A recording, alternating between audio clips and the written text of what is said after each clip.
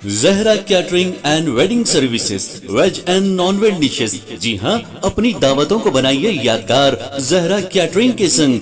Indian, Chinese, tandoori, Mughlai dishes माहिरीन उस्तादों की निगरानी में तैयार किए गए बेहतरीन डिशेस। जी हाँ, दावत छोटी हो या बड़ी, हमसे राब्ता कीजिए। बिल्कुल रीजनेबल प्राइसेस पर शानदार क्वांटिटी और बेहतरीन क्वालिटी के साथ।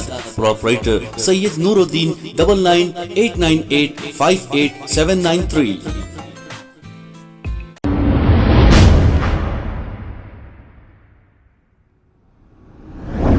अस्सलाम वालेकुम नाजरीन, मैं हूं मोहम्मद अब्दुल हकीम। 7H न्यूज़ में आपका इस्तकबाल है। सिकंदराबाद के इलाके चिलकलगुड़ा में जो बेड के गद्दे, तकिए वगैरह बनाते हैं, इस गोदाम में अचानक आग लग गई। इब्तदाई तहकीकात में ये पता चल ना सका कि आग कैसे लगी, लेकिन मुकामी लोगों ने इस आग को बुझाने की कोशिश कर रहे हैं। आइए देखते हैं ये रिपोर्ट।